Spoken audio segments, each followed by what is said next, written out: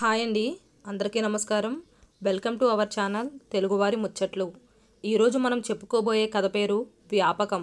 రచయిత ఆకెళ్ళ వెంకట సుబ్బలక్ష్మి గారు. ఒరే అబ్బాయి, రాత్రి నుంచి గుండెల్లో నొప్పిగా ఉందిరా. మీ అమ్మేమో వాళ్ళని లేపకండి, అలసిపోయి వస్తారు, అదేదో గ్యాస్ నొప్పి అంతే, మీకు ఇది వరకు వచ్చేదిగా అంటూ చల్లని పాలిచ్చి అమృతాంజనం రాసింది. కానీ ఏం తగ్గలేదు అన్నాడు రామారావు కిసుకుగా. రాత్రి నుంచి తనింత బాధపడుతుంటే ఎవరు, ముఖ్యంగా భార్య, పట్టించుకోలేదని అతడి కోపం. కాఫీ టిఫిన్లు అయ్యాయిగా, ఇప్పుడైనా డాక్టర్ దగ్గరకు తీసుకెళ్తావా అన్నాడు వ్యంగ్యంగా. అది ఒట్టి గ్యాస్ నొప్పే నాన్నగారు. నిజంగా గుండె నొప్పి అయితే మీరింతసేపు ఇలా ఉండలేరు. జెలోసిల్ త్రాగితే అనబోయి ఊరుకున్నాడు శేఖరం. అసలే తననెవరూ పట్టించుకోవటం లేదని బాధపడుతున్నాడు తండ్రి. పోనీ కొన్ని డబ్బులు ఖర్చు చేసి చూపిస్తే ఆయనకి తమకి మనశ్శాంతి. ఒకవేళ నిజంగా ఏమైనా ఉండి ఉంటే డాక్టర్కి చూపించకపోతే తరువాత తాము బాధపడాలి అనుకున్నాడు. పదండి అంటూ హాస్పిటల్కి తీసుకెళ్లాడు. అనుకున్నట్లుగే గ్యాస్ నొప్పి. కానీ ఈ రోజుల్లో హాస్పిటల్స్లో మనకున్న రోగాన్ని అంత సింపుల్గా చెప్పవుగా. గుండెకి, లంగ్స్కి సంబంధించిన అనేక రకాల పరీక్షలు చేసి వేల రూపాయలు వదిలించి చివరకు జెలోసిల్ సిరప్ తాగమని సలహా ఇచ్చారు. అదే తాగాడు.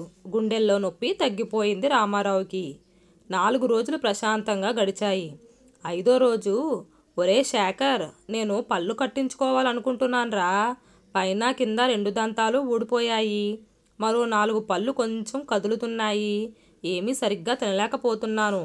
అప్పారావు గారేమో పళ్ళన్నీ తీయించేసుకొని కొత్తవి కట్టించుకోండి, ఒక్కసారే చేయించుకుంటే డబ్బులు కలిసొస్తాయి అంటున్నారు.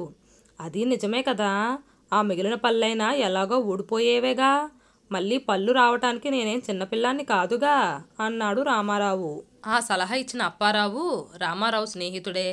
కానీ నాన్నగారు, పళ్ళు పూర్తిగా ఊడకుండా గట్టిగా ఉన్నప్పుడు పీకేస్తే సమస్యలు వస్తాయి, కొన్ని రోజులు చూద్దాం అన్నాడు మెల్లిగా శేఖర్.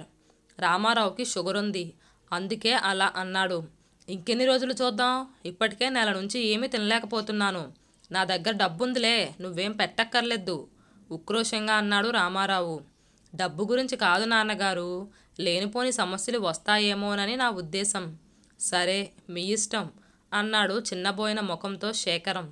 అంతగా కుదరకపోతే డాక్టరే చెబుతాడుగా అనుకున్నాడు శేఖర్. అనుకున్నట్లుగానే ఆ మధుమేహ వ్యాధి అదుపులోకి వచ్చేదాకా పళ్ళు తీయకూడదు అన్నారు డాక్టర్. కానీ రామారావు జిహ్వచాపల్యం వల్ల ఆయన మధుమేహ వ్యాధి అదుపులోకి రావటం లేదు. కానీ ఇలా డబ్బు వెదజల్లే సామర్థ్యం ఉన్న పేషెంట్ని డాక్టర్ వదులుకోలేకపోయాడు. గట్టిగా ఉన్న పళ్ళకు క్యాపింగ్ చేస్తానని, అలా అయితే భవిష్యత్తులో బాధ ఉండదని చెప్పాడు. పనిలో పనిగా అన్ని పళ్ళు క్లీన్ చేశాడు. ఊడిన దంతాలు కట్టాడు. దానాదేనా 70,000కు ఖర్చు అయ్యింది. అమ్మయ్య, ఇన్ని రోజులకి సంతృప్తిగా తిండి తినగలుగుతున్నాను అన్నాడు రామారావు ఇంటికొచ్చాక. శేఖరం నవ్వి ఊరుకున్నాడు.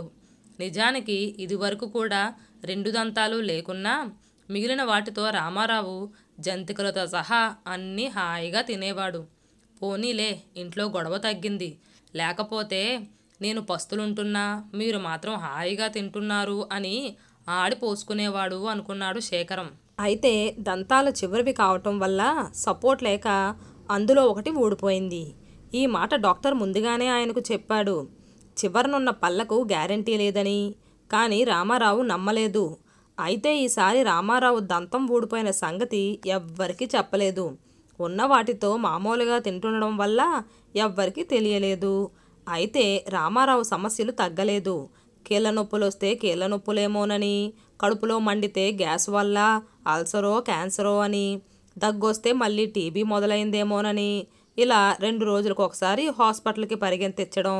డాక్టర్లు ఏమీ లేదని చెప్పినా తరువాత పెట్టాల్సిన ఖర్చు అంతా పెట్టినాక కానీ తాను నెమ్మదించేవాడు కాదు. ఇంట్లో వాళ్ళని ఊపిరి పీల్చుకొనిచ్చేవాడు కాదు అసలు. చిన్న పామునైనా పెద్ద కర్రతో కొట్టాలి, ముందే జాగ్రత్త పడితే రోగాలు ముదరవు అనేవాడు రామారావు. వృద్ధాప్యంలో అనారోగ్యం సహజం, మందులు ఖర్చు సహజమే. అందుకేగా వయసులో ఉన్నప్పుడు కూడబెట్టుకోవటం అనేవాడు. పొరపాటున ఎప్పుడైనా జానకమ్మ కానీ శేఖర్ కానీ ఇది మామూలు అనారోగ్యమేమో అంటే రామారావు ఇంట్లో అందరినీ తిట్టి పోసేవాడు. మీరేమైనా డాక్టర్లా చెప్పేయటానికి? లేకపోతే ముసలాడికి ఖర్చు ఎందుకు? ఉంటే ఉంటాడు, పోతే పోతాడనా? లేక మీకు ఇచ్చే దాంట్లో కొంత తరిగిపోతుందనా అనేవాడు. చిన్నప్పుడు మీకు కొంచెం తలనొప్పి వచ్చినా నేను గిలగిల్లాడిపోయేవాణ్ణి. డాక్టర్ దగ్గరకు తీసుకెళ్లేవాణ్ణి. అవన్నీ మర్చిపోయారా? నా దగ్గరకు వచ్చేటప్పటికి అనవసరం అనిపిస్తుందా మీకు అని దులిపేసేవాడు. అందువల్ల ఎవ్వరూ మాట్లాడేవాళ్ళు కాదు. కోడలు అసలు ఎప్పుడూ మాట్లాడేది కాదు. అందువల్ల ఆయన దృష్టిలో ఆమె ఒక్కర్తే మంచిది. బీపీ, షుగర్లు మొదలైన వాటికి రెగ్యులర్ చెకప్లు, మందులు ఉంటానే ఉండేవి. ఇవి కాక ఈ మధ్య కొత్తగా పాపపుణ్యాలు, దాన ధర్మాలు ఆరాటం పట్టుకుంది రామారావుకి. ఎవరేది అడిగినా విచ్చలవిడిగా చందాలివ్వటం, గ్రహదోషాలని పూజలు, పెళ్ళి, ఒడుగు ఇలా రకరకాల వంకలతో వచ్చేవారికి భారీగా ధన సహాయాలు చేయడంతో అలాంటి వాళ్ళ తాకిడి ఎక్కువైపోయింది రామారావుకి. జీవితంలో కనీసం ఇప్పటికైనా పరలోకం గురించి ఆలోచించాలిగా అనేవాడు. అంతంత ఎందుకండి ఇచ్చుకోవటం? వాళ్ళు చెప్పే కారణాల్లో ఏది నిజమో ఏది అబద్ధమో అని భార్య అంటే ఆమెని తిట్టి పోసేవాడు. నీ సంపాదన కాదు, నీ పుట్టింటి సంపాదన కాదు, నా స్వార్జితం. వాళ్ళు మోసం చేస్తే ఆ పాపం వాళ్ళదే, పుణ్యమైతేనే మనకొస్తుంది. అయినా నా పుణ్యంలో సగం నీకేగా, ఆనందించాలి గాని ఆ ఏడుపెందుకు అనేవాడు. దాంతో జానకమ్మ నోరు విప్పలేకపోయేది. కానీ ఇలా ఖర్చు పెట్టేస్తే ఎలా? ఒకవేళ నిజంగా రోగాలొస్తే అని బాధపడేది.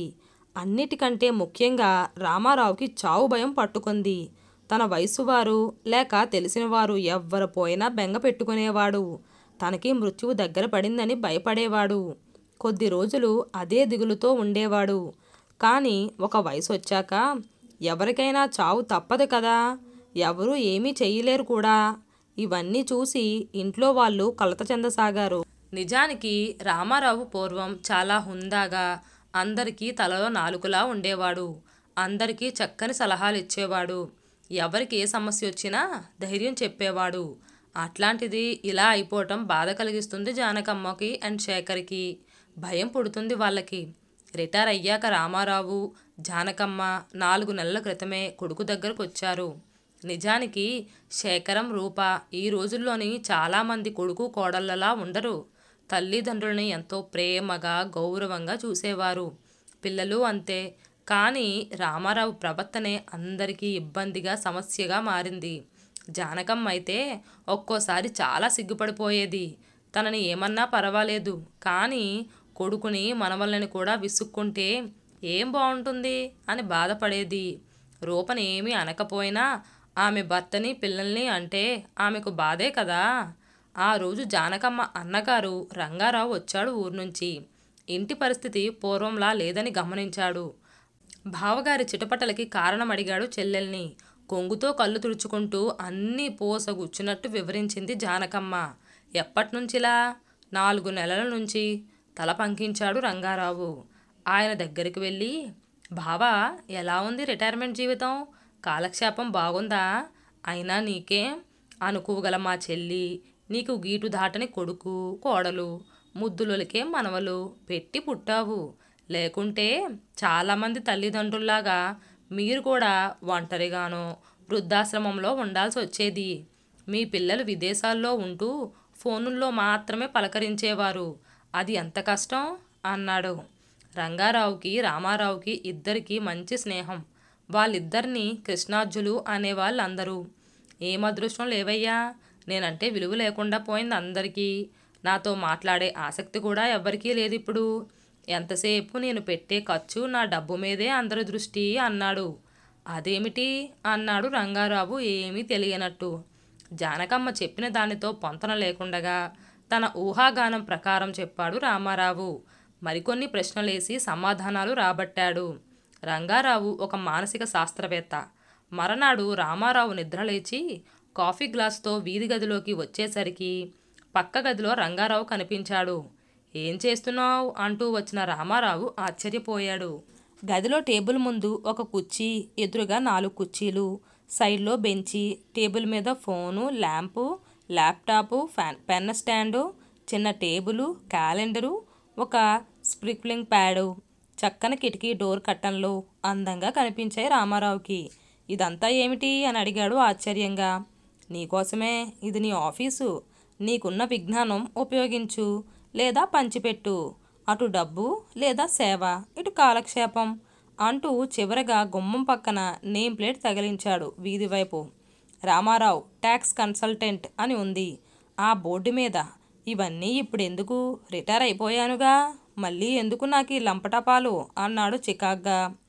కొద్ది రోజులు చూడు, నచ్చకపోతే మానే, బోర్డు తీసేయ్, నిన్నడిగేదెవరు, ఇది నీ సొంత ఆఫీసు అన్నాడు గంభీరంగా. అన్నీ మరోసారి కలయ చూస్తూ రంగారావు. ఇంతలో ఒక వ్యక్తి వచ్చాడు. రిటర్న్ పంపాలి అన్నాడు. బావా వెళ్ళు, ఆల్ ద బెస్ట్ అని గదిలోకి తోశాడు. ఆ వెనుక వచ్చిన వ్యక్తిని లోపలికి పంపించాడు. కొద్దిసేపటికి ఊరు వెడుతున్నానని చెప్పటానికి వచ్చిన రంగారావు బావగారి గదిలోకి తొంగి చూసేసరికి ఆ వచ్చిన వ్యక్తికి బావగారు ఉత్సాహంగా ట్యాక్స్ రూల్ ప్రొవిజన్స్ వివరించడం కనిపించింది. పక్కన బెంచ్ మీద మరో ఇద్దరున్నారు. రామారావు మొహం నిర్మలంగా ఉంది, పూర్వంలా శాంతంగా ఉంది.